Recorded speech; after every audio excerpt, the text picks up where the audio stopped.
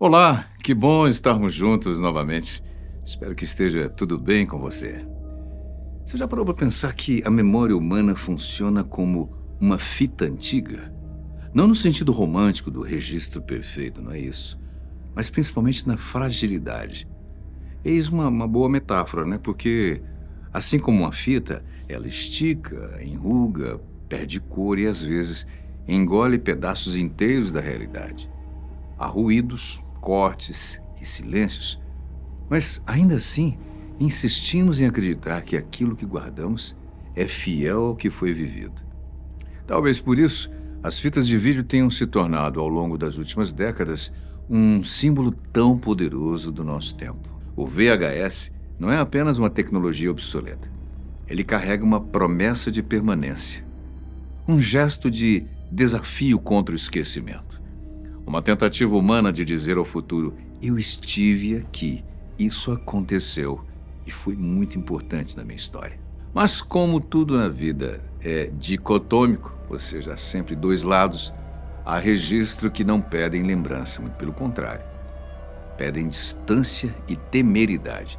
E você vai entender o motivo de eu estar falando tudo isso ao se aproximar das histórias que eu contarei hoje. São histórias em que a câmera não foi usada para preservar aniversários, viagens ou abraços familiares, pessoas especiais, mas para testemunhar o colapso moral. Narrativas em que o ato de gravar não nasce do desejo da memória, e sim da necessidade de controle, da fantasia de poder e da vontade de eternizar o sofrimento alheio. Que coisa lamentável. Durante muito tempo, nosso imaginário acreditou que o horror pertencesse à ficção, que os monstros só viviam em livros, em filmes e mitologias antigas, mas a realidade insiste em nos contrariar. Ela produz seus próprios abismos e eles são silenciosos, domésticos e estão escondidos atrás de portas comuns, bairros tranquilos e cabanas isoladas, garagens alugadas e porões esquecidos. É perceptível que haja um padrão que não é técnico, é humano. Essas histórias não começam com crimes.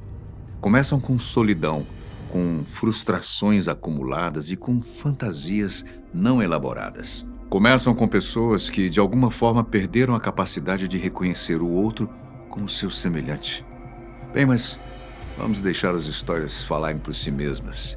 Vamos aos relatos. O primeiro desses casos é o de Leonard Lake, que cometeu um pequeno furto numa loja de ferragens em junho de 1985. Era um objeto simples, um torno de metal. Um gesto quase trivial, mas que, no entanto, estava ali o fio solto que puxaria toda uma tapeçaria de horror. Lake estava em companhia de um cúmplice, Charles Inn, que fugiu e até tentou pagar pelo torno, mas a polícia já havia sido chamada. Ele foi abordado pelos oficiais, apresentou uma identificação que pertencia a outra pessoa e em seu carro havia uma arma com silenciador ilegal. Nada disso, isoladamente, parecia anunciar o que viria depois. Já na delegacia, Lake pediu um copo d'água e, quando chegou o momento de ser interrogado, uma surpresa macabra. Lake, sem que percebessem, engoliu uma cápsula de cianeto costurada na própria roupa e depois caiu em coma. Morreu 4 dias depois. E somente aí a sua história começou a ser revelada. Após esse estranho fim, a busca por sua identidade real começou e os policiais encontraram pistas de mapas, estruturas enterradas na terra, como um bunker de concreto construído numa propriedade remota na Califórnia. A partir daí, o horror. Corpos em covas rasas, fragmentos de ossos e barris cheios de pertences pessoais. Tudo eclodiu com a presença de fitas de VHS. Por isso que eu fiz aquele comentário no início. Elas foram encontradas num dos barris da propriedade secreta de Lake que apareceram para elevar o horror da história e transformar o silêncio num grito abafado. Imagine só pensar nos policiais reunidos diante de um aparelho de vídeo, exaustos após dias de buscas, esperando talvez encontrar registros domésticos. E, de repente, a tela se acende E o que surge não é uma narrativa confusa, nem um acidente isolado, mas um catálogo sistemático de crueldade. Registros filmados de tortura e assassinato de jovens mulheres que haviam sido dadas como desaparecidas ao longo dos anos. Tudo era pensado e elaborado. Lake e Charles Inn atormentando vítimas, amarradas, amordaçadas, sujeitas ao pior tipo de violência possível e, acima de tudo, gravadas como uma espécie de recordação doentia. Que loucura isso! Entre 1983 e 85, Lake e Inn transformaram o sofrimento humano num espetáculo privado. Essas fitas não foram feitas para denunciar. Foram feitas para consumo interno, para satisfazer um prazer diabólico, sádico e reafirmar as fantasias perturbadoras daquelas mentes humanas. Para prolongar as sensações ruins, elas revelaram algo profundamente inquietante. A câmera não era uma testemunha neutra. Ela era a principal cúmplice.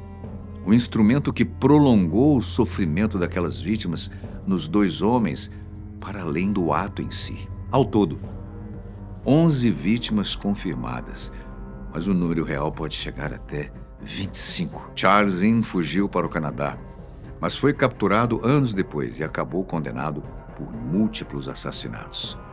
As fitas serviram como provas, mas nenhuma sentença conseguiu restaurar o que foi arrancado daquelas vidas. Nenhum veredito devolve dignidade ao que foi reduzido a um objeto, e objeto desprezível. Essas histórias não começam com crimes. Começam com solidão, com frustrações acumuladas e com fantasias não elaboradas. São iniciadas com pessoas que, de alguma forma, perderam a capacidade de reconhecer o outro como semelhante. A psicopatia e a sociopatia têm essa característica. Quando as pessoas assim se encontram, às vezes, o que nós vemos é algo como a história de Leonard Lake e Charles Inn. Cometer um crime cruel já é sádico, mas há uma violência muito particular em gravar a própria crueldade. Você já pensou com que intenção eles faziam isso? Será que a perversidade era maior que o próprio risco de serem desmascarados? Gravar não é um ato aleatório, requer escolher enquadramento e decidir o que entra e o que fica fora das imagens que serão eternizadas. Implica em estabelecer hierarquias. Existe um poder em quem segura a câmera, poder que eles queriam reafirmar e manter para si próprios. O segundo caso possui essa mesma lógica, só que aparece de maneira diferente. É o caso de Armin Meiwes, na Alemanha, também conhecido como o Canibal de Rotenburg. À primeira vista, ele era apenas um técnico em informática, numa cidade tranquila, um homem comum, invisível, no meio da multidão cotidiana. Mas dentro dele havia uma obsessão que não encontrava lugar na realidade compartilhada. Ele desejava consumir uma outra pessoa, literalmente. O seu sonho era matar e devorar alguém que concordasse com seu desejo bizarro. Durante horas, dias e meses, ele navegou por fóruns da internet em busca de alguém disposto a participar da sua louca fantasia. A maioria respondia como quem brinca com ideias extremas, protegida pela distância da tela, com certeza, claro. Mas um homem, um engenheiro de Berlim, Bernd Brands, levou aquilo a sério e aceitou morrer em prol do sonho de Meiwes. Alguém tão ou mais maluco, né? Eles trocaram mensagens, escreveram um contrato e formalizaram o impensável. Quando finalmente se encontraram em 2001, eles conversaram, passaram um tempo juntos, beberam e tentaram acalmar os nervos, se é que era possível. Outra vez, a câmera estava presente. Não como uma prova judicial futura, mas como parte de um ritual. Um registro de um encontro que ambos consideravam especial. Dito e feito, e contratado ainda, Meiwes matou e comeu Brands. O vídeo mostra um consentimento repetido. Revela um homem enfraquecendo aos poucos e a situação em que a ideia de escolha se mistura com um desespero, uma solidão, uma fantasia, essas distorções doentias e, por que não, demoníacas das nossas mentes. Depois daquela noite, o crime permaneceu oculto por mais de 1 ano e foi descoberto apenas quando as autoridades rastrearam as atividades online de Mapes.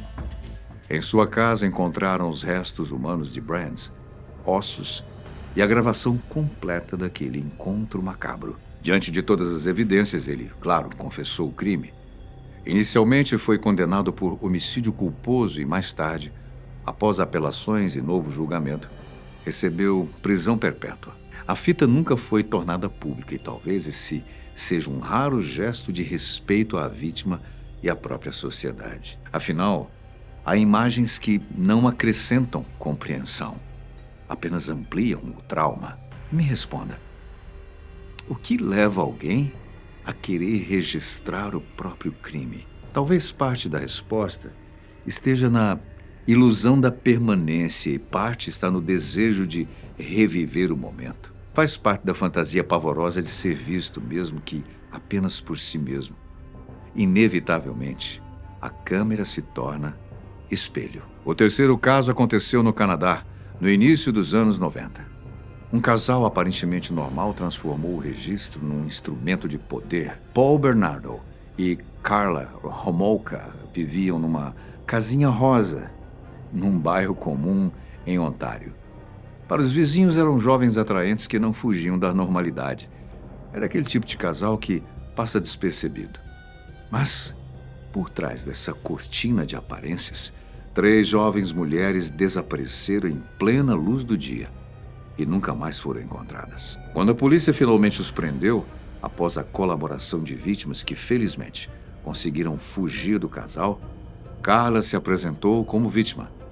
Disse ter sido coagida sob ameaça a participar dos crimes do companheiro. Os seus advogados construíram uma narrativa de submissão e medo. E o sistema judicial, ansioso por garantir a condenação de Paul, aceitou um acordo: 12 anos de prisão, em troca do seu testemunho. Mas esse foi um erro histórico, porque o próprio advogado de Paul retornou ao local e descobriu 6 fitas VHS ocultas atrás de uma luminária. Elas denunciaram todo o absurdo. Nelas, Carla não era uma mulher aterrorizada. Pelo contrário, era uma participante ativa, tanto que, em muitos momentos, era ela quem conduzia a situação. O mais medonho é que ela falava com calma e parecia super confortável com o que estava acontecendo. E o mais chocante é que entre as vítimas estava a sua própria irmã mais nova, Tammy Homolka, de apenas 15 anos. É impensável. Infelizmente, o acordo já havia sido assinado e o sistema não podia voltar atrás. Carla cumpriu apenas 1 década de prisão, enquanto Paul recebeu prisão perpétua e segue encarcerado. As fitas permanecem guardadas num cofre governamental e até mesmo as transcrições são severamente restritas. O Canadá aprendeu da forma mais dolorosa possível que a justiça também pode ser vítima das suas próprias urgências. Há algo profundamente perturbador nessa história. Não apenas pelos crimes, mas pela facilidade com que uma narrativa conveniente pode se sobrepor à verdade. O 4º episódio ocorreu num outro canto do mesmo continente, agora nos Estados Unidos.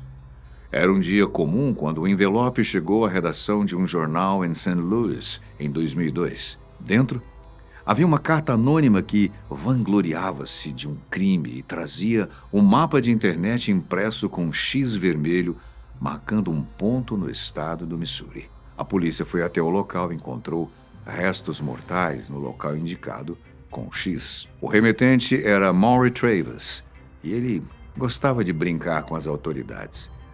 Uma manifestação sádica de poder. Foi capaz de transformar o assassinato num jogo de gato e rato.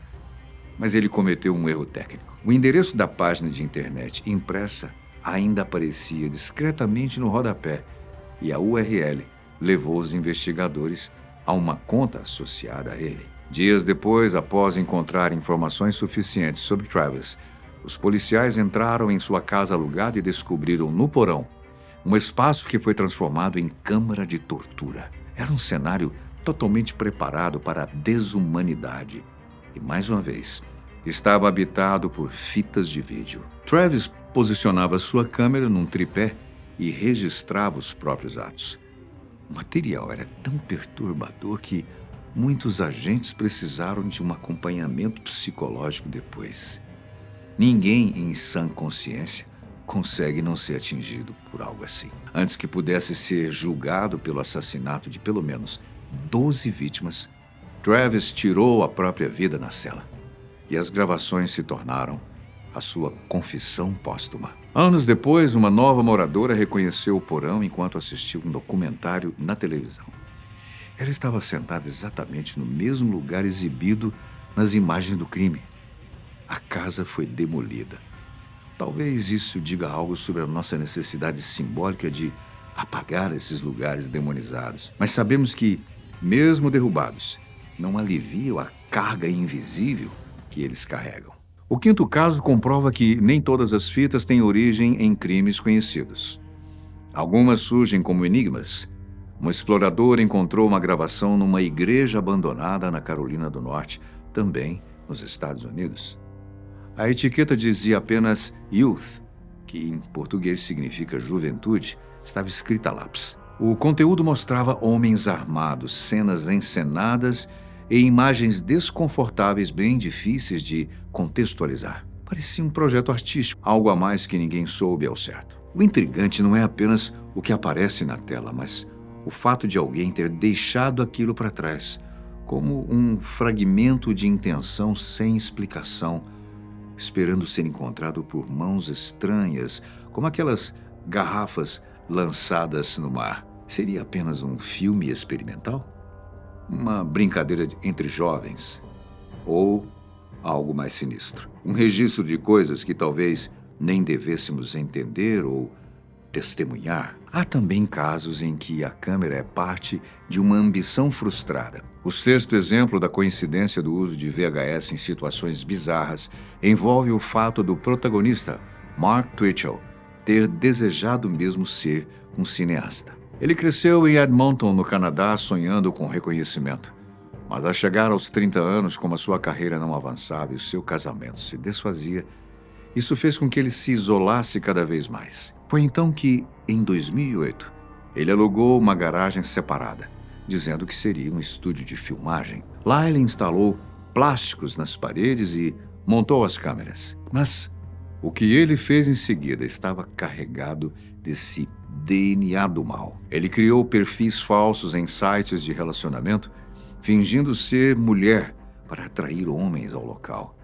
Até encontrar John Nottinger, de 38 anos, que concordou em se encontrar com o que achava ser uma jovem mulher. Chegando à casa de Twitchell, foi surpreendido com um forte golpe na cabeça e esfaqueado até a morte. Depois do crime, Twitchell tentou apagar seus rastros enviando mensagens, se passando pela vítima e fingindo uma viagem repentina. Invadiu o apartamento de Oettinger para simular uma partida voluntária, mas ele esqueceu de um detalhe essencial. A vítima havia contado aos amigos para onde iria. A polícia então entrou em cena e encontrou tudo. Gravações com um documento em texto, escrito em primeira pessoa, detalhando os planos, as tentativas fracassadas e, finalmente, o crime bem-sucedido. No tribunal, Twitchell alegou que era ficção, que tudo fazia parte de um roteiro, mas, obviamente, o júri não acreditou. Ele recebeu prisão perpétua com a possibilidade de liberdade condicional apenas após 25 anos. Nesse caso, a linha entre fantasia cinematográfica e violência real foi atravessada sem hesitação. A câmera, mais uma vez, não serviu à arte, serviu ao delírio. Então vamos ao sétimo relato, agora do assassino Luca Magnotta, também no Canadá, Montreal. Antes de se tornar conhecido mundialmente por esse crime bárbaro que vamos relatar, ele era um aspirante a modelo, desesperado por atenção, um narcisista de marca maior. Estava totalmente obcecado por fama digital. Tanto que, em 2012, em Montreal, a sua busca por visibilidade culminou num crime que chocou o planeta. Muitos conhecem o vídeo em questão, que se espalhou pela internet. Nele, Manhota aparece apunhalando e brutalizando um homem nu, amarrado a uma cama. Uma cena longa e monstruosa, envolvendo mesmo até atos de canibalismo. Uma possessão demoníaca, com certeza. A vítima era Yun Lin, um rapaz de 32 anos, imigrante chinês que foi ao Canadá para estudos e que, acreditando estar indo ao encontro normal com Manhota, foi surpreendido e assassinado brutalmente. Manhota não parou nas filmagens brutais. Ele esquartejou o corpo de Lin, espalhou as partes por vários locais do país, inclusive enviando de forma macabra algumas das partes para locais específicos, como sedes de partidos políticos. Após Lin ser identificado como vítima, as investigações chegaram à residência de Manhota, através de gravações de câmeras de segurança, e as autoridades puderam, enfim, ter acesso aos registros criminosos. Os arquivos recuperados continham horas e horas de gravações brutas, muito mais extensas do que o que havia circulado na internet. Havia inclusive um vídeo de ensaio com outro homem gravado dias antes. Uma espécie de teste de produção, um aquecimento, um ensaio. Era como se Manhota estivesse dirigindo a própria atrocidade. Ele foi capturado em Berlim, num café com a internet, lendo notícias sobre si mesmo. Hoje cumpre prisão perpétua. Os arquivos permanecem lacrados, guardados como evidência dessa loucura, dessa insanidade impensável. Avivar todas essas histórias não é busca por sensacionalismo. É uma busca para tentar entender o que elas possuem em comum e dizem sobre a humanidade, a parte mais bestial de todos nós. Vivemos numa era em que tudo pode ser registrado. Cada bolso carrega uma câmera. Cada gesto pode virar conteúdo. A fronteira entre experiência e documentação se dissolveu. Muitas vezes não vivemos plenamente até sermos filmados. Existe uma necessidade de divulgação dos próprios atos. O que comemos, o que vestimos, onde frequentamos, com quem estamos. Mas nesses casos extremos, a gravação não é apenas reflexo da época. É parte da patologia. O ato de registrar se torna extensão do crime por transformar pessoas em objetos visuais. A necessidade de gravar congela o sofrimento e cria um arquivo privado de dor. Há também um aspecto de encenação.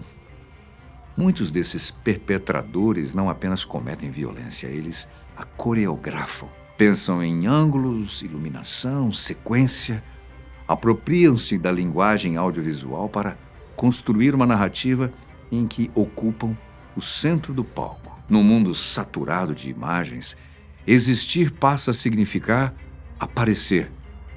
Retomando uma máxima filosófica, apareço, logo existo. Ser visto, mesmo que pelo pior motivo possível, torna-se uma forma distorcida de validação. Ficam as dúvidas.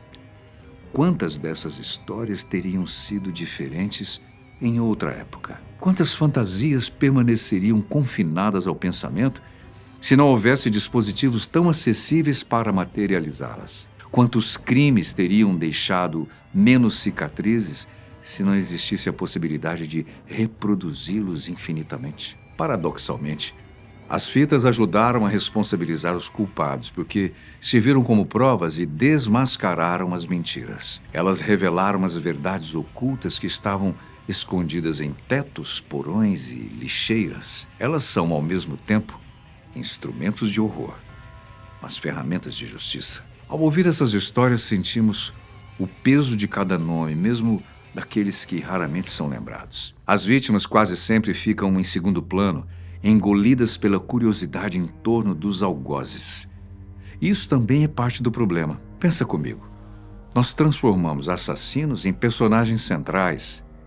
Damos a eles a glória que desejam, enquanto vidas interrompidas se tornam notas de rodapé. Cada gravação representa alguém que não voltou para casa, para a família. Alguém que tinha planos, medos, sonhos. Essas fitas não são apenas objetos. São fragmentos da humanidade interrompida. No fundo, todas essas histórias falam sobre limites, sobre o que acontece quando a empatia desaparece, quando o outro deixa de ser percebido como sujeito. Tudo motivado pelo aparato da tecnologia. A inquietação desses crimes será sempre persistente, porque traz a sensação de que precisamos aprender a olhar menos para as telas e mais para a humanidade das pessoas ao nosso redor. Precisamos reconstruir vínculos reais nesse mundo cada vez mais virtual. Porque, no fim, nenhuma fita, nenhuma câmera, nenhum registro, arquivo digital é capaz de capturar aquilo que realmente nos define. E o que nos define é como escolhemos tratar o outro quando ninguém está olhando. E talvez seja essa a herança mais difícil dessas histórias. A lembrança de que o mal, raramente, chega com avisos claros. Ele se instala em rotinas, em silêncios, quartos alugados, mensagens online e em desejos não elaborados. Fica a reflexão para todos nós.